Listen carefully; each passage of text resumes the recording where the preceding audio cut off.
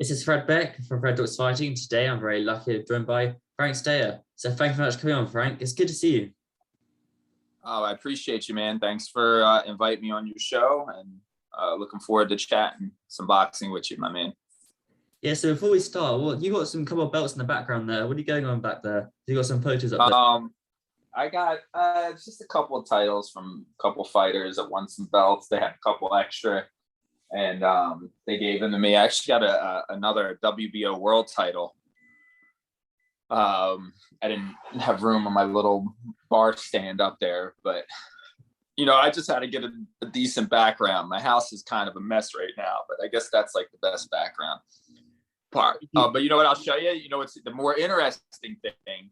It's because we're doing this on Zoom. I'm doing it on my phone, but you should see what's holding up my. Can I flip this over here?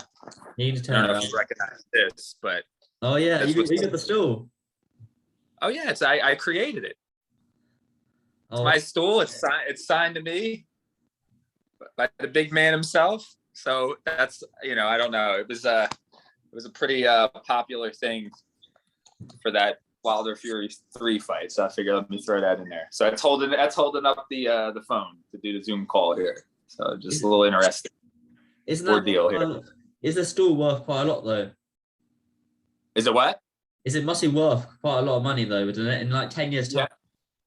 Yeah. So I have that, and also Fred, I got the other stool. I got the stool from the second Fury fight as well that he sat on. It's not as creative as the Dawser stool, big Dawser stool, but there was a stool that he wore. I mean, he used in the second fight as well. So, oh wow, okay, that's pretty cool. I mean, if you're a fan, I'm taking bids now. No, I'm just kidding. I mean, do you take? Not you, anybody watching. I mean, do you ask to take this stuff, or you just take it when they're not looking? No, well, that's the thing is I make them, and I asked Tyson, hey, you want to do something with it? I know the International Boxing Hall of Fame wanted the one from the second fight, and I was just like, yeah, you know what? I'll keep this one. I don't really keep a lot of boxing memorabilia. But I was like, I'll keep this one. And then it was with this one, after Fury's fight, we're in the locker room.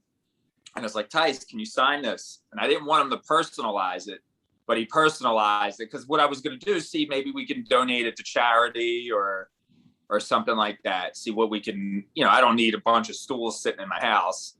But, he personalized it to me. So now I'm stuck with another stool. You say like, oh, I'm just stuck with another stool. It's pretty cool when that happens, Fred, it's a hard life, buddy. It's a hard life that I live. Just stuck with all these stools signed by the heavyweight champ of the world. Yeah, man. You want him to retire now then, because when he fights, 3 or 4 more times, gonna have too many stools. Then what are you gonna do? Well, I've made a stool since he signed with Top Rank. So the other 2 stools, ESPN kept one, and then interesting, the first stool I ever made for him, he left in the hotel he was staying at. He left at the MGM. So somebody probably didn't know what it was, and they just took it, put it aside, and that's that. That's the story of the stools. But I have 2 of them.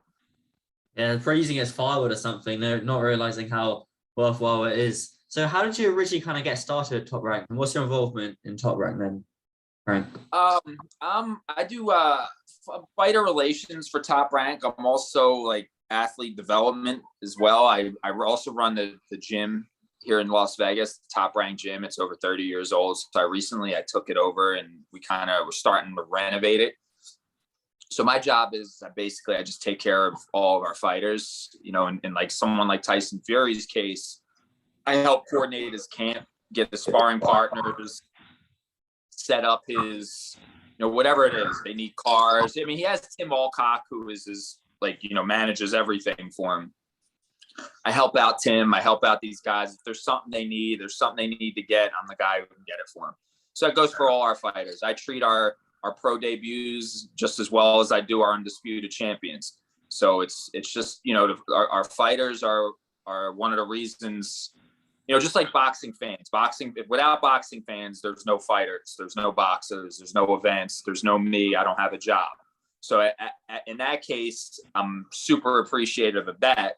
But for the fighters, if the fighters aren't taken care of, if they don't get their needs met, And a lot of fighters do get neglected, but what my job is to make sure that they don't get neglected, and I do the best I can to get them what they need in preparation for an upcoming fight or an event.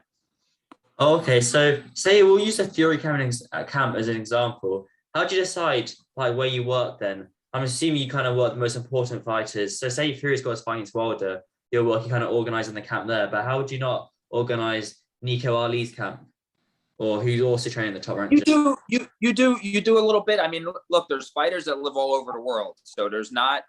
I'm better suited for fighters that are in Vegas. So if they're in Vegas, I can handle. I live in Vegas, Las Vegas, so I can handle whatever it is. But I do help fighters. Like currently, I'm coordinating Lomachenko's camp for his upcoming fight with Richard Comey on December 11th. So far I've sent him 3 sparring partners. The only camp that I didn't do sparring for Lomachenko was when he fought Teofimo Lopez, because Teofimo was a fighter that I had recruited to Top Rank.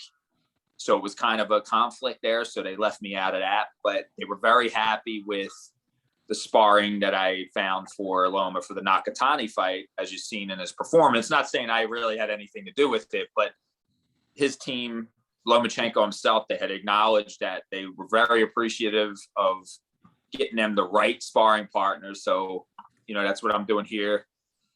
It goes for any other guys. There's fighters that call me up literally if I'm not in, like, for instance, I wasn't in New York last night. Fighters will call me up right moments before they go out to fight if I'm not there.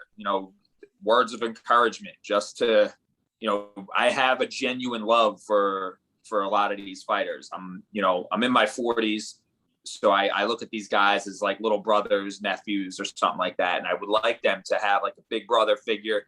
That's kind of, I can't really say I'm neutral. Top Rank is my bread and butter. They pay, obviously, they help keep the lights on, and they help keep food on the table for my family.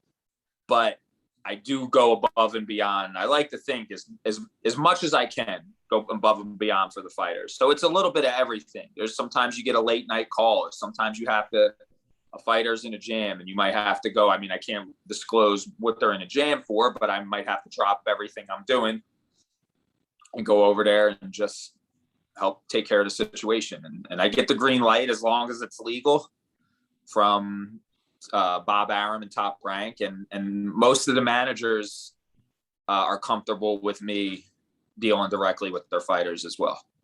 Okay, so what you're kind of saying is that if you were helping Lomachenko in his camp, he might have beaten Teofimo. Well, Teofimo, he's getting ready. He has his fight.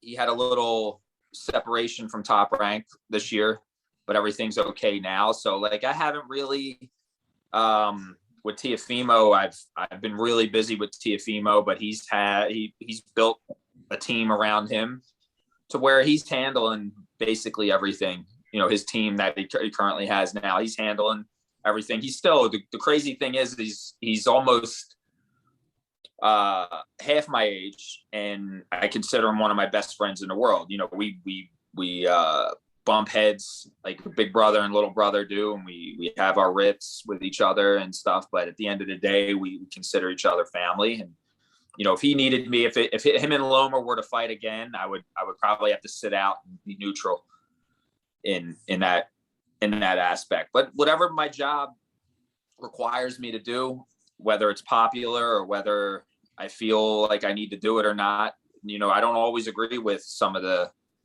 duties. Sometimes I get stuff directly from Bob Arum, 90 years old. He'll be 90 years old this year. He'll call me up and say, "Hey, Frank, I want to do this and this." And then sometimes I'm like, I don't question it. He's the owner of the company. If it's something he wants, he's been doing this over 50 years. So if it's something he wants, I just got to do it. So what's the earliest you kind of...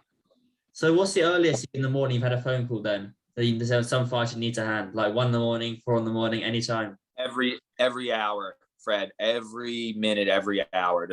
I'm 24 hours a day, man. I don't get paid by the hour. I'm 24 hours a day. It's today's Halloween. Today's technically my day off, and I'm on call. There's fighters. We got an event in Vegas this Friday, the night before Canelo. Michaela Meyer is defending her title. It's actually a unification bout against the French champion, Maeva Hamadouche. I don't know if I'm saying her name correctly, but, you know, her opponent, Michaela, arrives tomorrow, but her opponent is here now. And they were going to use the gym actually around the same exact time we're doing our Zoom call, but they had canceled and said, oh, we'll let you know if we can do it later. They still feel a little jet lag.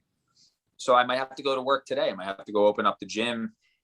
Another fighter had asked me, hey, can you open up the gym later this evening? And I said, can you please go somewhere else? I got kids. It's Halloween. We do, you know, go out and do the Halloween stuff today. So I was like, I don't want to miss out on that. I said, I'm in the gym 13 hours at least every day next week.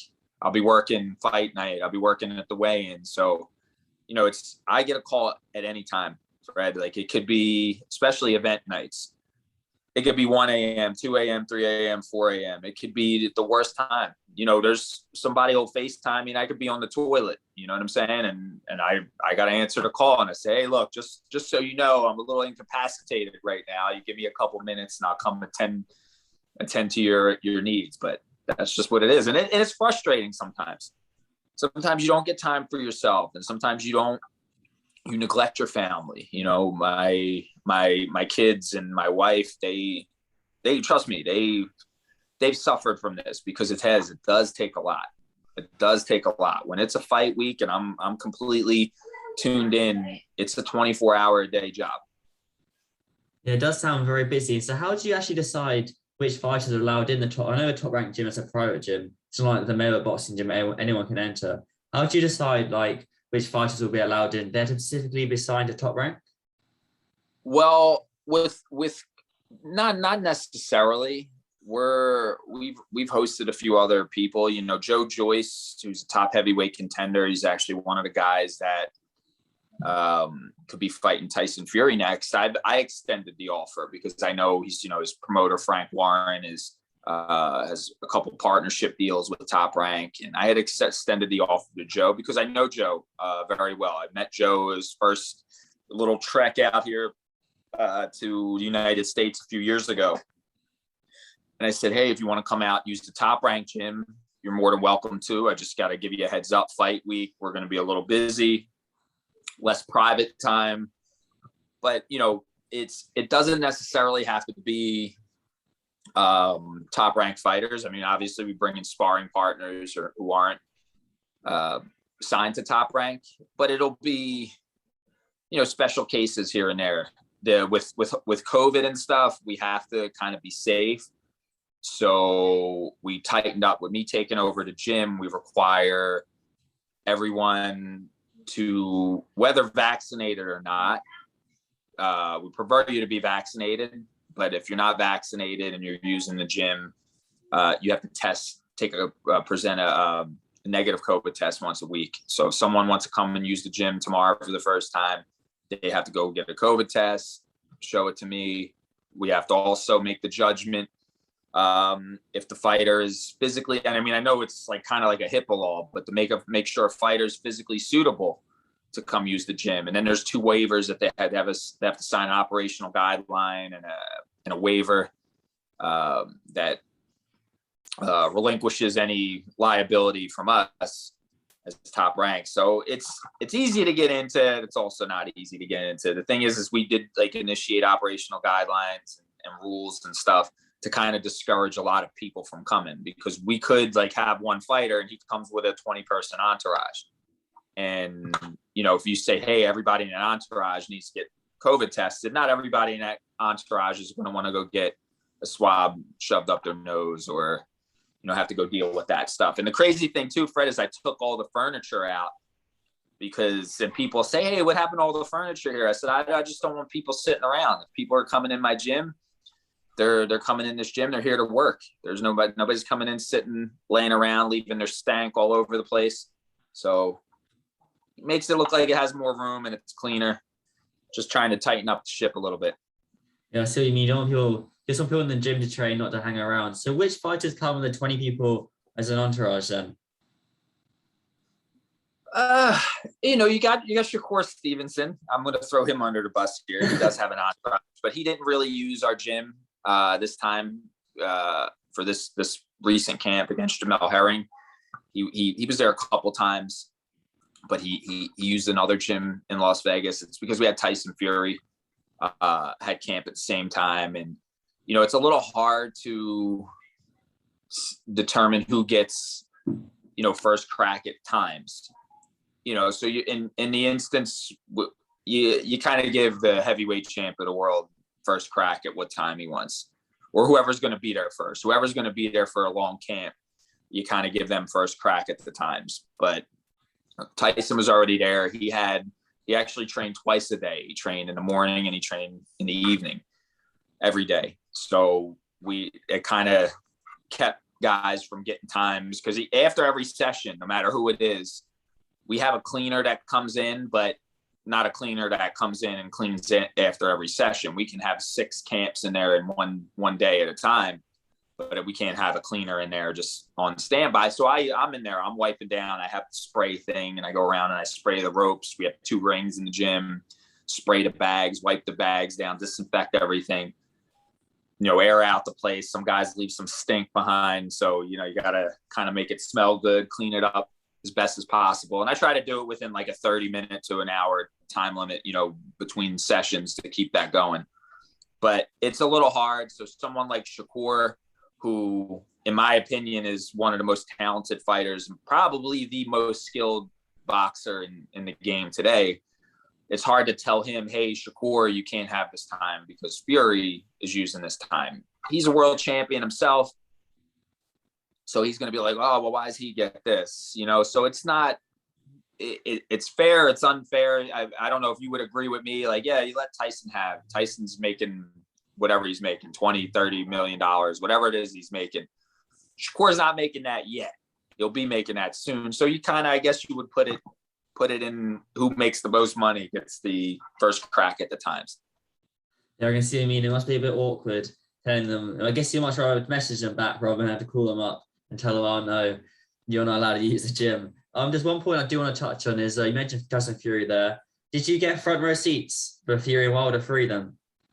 No, I'm on Fury's team. The great thing about working with a lot of these guys is I get a shirt, I get a team outfit.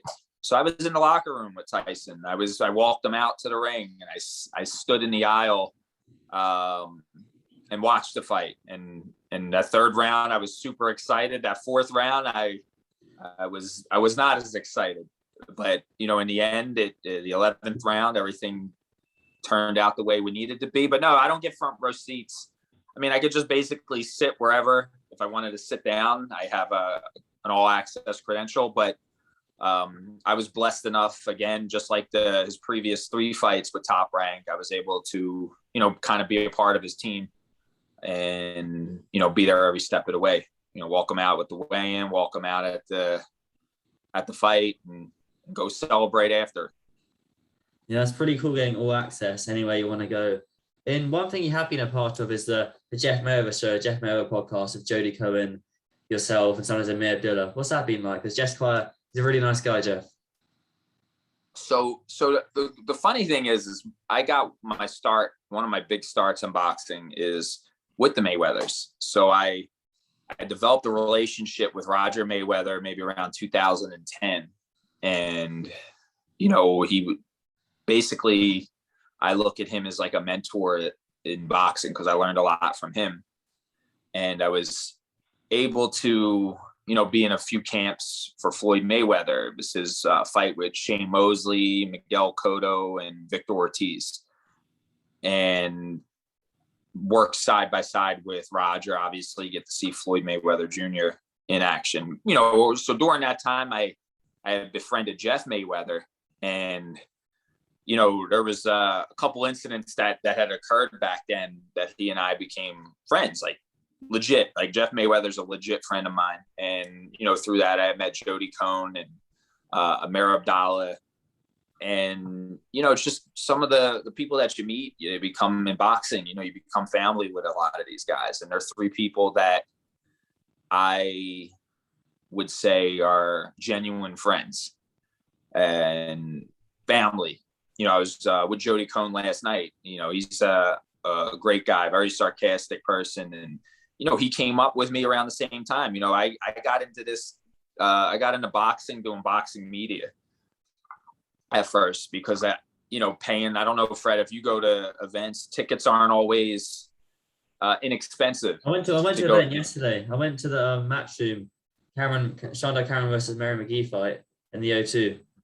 Yeah. That's a great. I haven't had a chance to check that out. But did you buy a ticket or did you get media credential? Well, I got I think it's media. I went to the weigh-ins as media, and then I got given some tickets to go because they had no room for the media credentials. So I went on the other side. Okay, no, but you got in for free. So that was my whole hustle back in the day. I used to spend a couple $100 to get tickets to go to these events. And I don't know, if you go and if you live in Vegas, there's a boxing event almost every weekend here. And I'm a humongous boxing fan. So I would spend a lot of money. And I was like, yo, you know what? I got to figure out how to get into this stuff for free. So I went the boxing media route. And so around 2010, I started an internet radio show. This is before internet radio is now known as podcasts now. And I did that, and I used to I didn't transcribe, but I used to get some people, boxing scene, the former owner of boxing scene, Rick Reno, he would transcribe some of my podcast interviews and give me writing credit on boxing scene. Same as Phil DJ from worldboxingnews.net. He would do the same thing. He would transcribe and give me writer's credit for it. And that would help me get credentials into boxing events. And then when I'm in the boxing events, I wasn't really a writer, Fred, you know what I mean? So I'm just there experiencing it and then sitting around the ring. The thing that intrigued me the most was not just what was going on inside the ring, but what was going on outside of the ring. And, you just go, it's like politics, any type of politics, anywhere you're at, just go out there and you just shake hands and you start meeting people. And some people like you, some people won't like you. And just, I guess at the end of the day, you have the right people like you. And then randomly out of the blue, one day I was just sitting in my house. I didn't really know what the heck was going on with my life at the time, but I had gotten a call if I wanted to come work at Top Rank. It was just as strange as that. It was nothing like I expected. I didn't put in a job application. I just got a phone call one day out of the blue, unexpectedly. It was like, hey, you want to come work at Top Rank? So, but I'm on the media side. I used to do what you did. I interviewed, and was one of the funnest things, one of the most enjoyable things, because now, Fred, I don't know, if you're going to go into boxing once you finish school, and once if this is a passion of yours and you want to stick with it, you may end up doing something else. But if you stay in boxing, 10 years from now, you and I will remember this. You know what I'm saying? You might be the new head of Matchroom by then. Who knows? You know what I'm saying? Or you may just be doing something else, but we'll remember this. So people that I had interviewed like this, we didn't have Zoom, but I interviewed Tyson Fury before he was big, and he remembered it. I interviewed a lot of these guys, and you do. It's something you hold until then, and you go, hey, yeah, I kind of know you. We met a few years ago on my podcast, or I interviewed you, or something like that. So you'd be surprised how far that goes later on down the line. I mean, I'm sure you've been in an event and you had somebody that you had interviewed, and you were able to say, hey, you remember me? And you go from there, and you develop a relationship. Yeah, it was quite cool. I went to the weigh-ins, and then a couple of the other interviewers were like, oh yeah, I've seen your interviews. And I was like, wow, that's crazy. That is really cool. Yeah. It's rewarding. You did a good job. I got a chance to check out your channel, man. And I was really impressed, man. You really got a nice little stable of guys you interviewed, and you're doing a real good job. And I'm just telling you like this, man, from someone who is almost similar, has come from this background. It's rewarding. You're going to see people are going to remember you. And I hope you get so big that you can't handle the attention that you get. Yeah, that'd be quite a nice problem to have one day. But all right, I just got one more thing I do want to touch on. So right now I'm 17, so I'm in college. So that's basically in America, that's like high school, I think. And so next year I'm going to come over, because I know quite a few people who are based in the Las Vegas area, like Buddy McGirt. You've got Jeff Mayer with Amir Abdullah. There's a couple of others.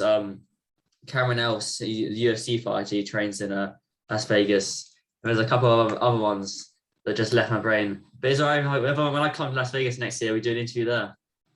Yeah, you come to Vegas, Fred. You got access into the gym. I mean, listen, God willing, I'm still above ground and I'm still with Top Rank and all that stuff. These guys want to still have me around. You're more than welcome to come by the gym. And if there's ever anybody that I can throw out a word that you want to speak to and chat up with, you let me know. But yeah, you come out to Vegas, you got VIP access into the Top Rank gym. And then if we have an event out here as well, man, I'll make sure I do my best to, get you all the access you need and introduce you to a bunch of people. Well, perfect. That sounds great then. Can't wait to come out. That's what it's all about, bro. Like I said, man, I was in your shoes at one point. You know what I mean? Like, not you're doing this out of like you're still, you're still young and it's a passion project for you. But man, if you can have fun with this and you love doing this, it'll never be a minute of work in your life. You'll just be like, wow, living the dream in some way. Yeah, exactly. You're being paid for nothing really. Well, you will be doing work, but you'll be enjoying it. You won't really count as work, which would be what everyone kind of wants to do in a way. But thanks so much for taking the time of your day to speak to me today. So where can people find you on social media, at Instagram, Twitter, etc.? I had a Twitter and then I deleted it. I don't know why I deleted it. You sure? I looked up your Twitter. I think you have it still. No. I have my new. I set up a new Twitter. It's Booty Burp at Booty Burping on Twitter, and then on Instagram I'm at American Love Machine, and I think that's it. I think that's all I have. I mean, I'm not so active on Instagram. I mean, I'll post a couple things once in a while on my story. I mean, I think we're awaiting a newer social media to kick off or something. I think, I can't do the TikTok. That's all you, Fred. You got to start.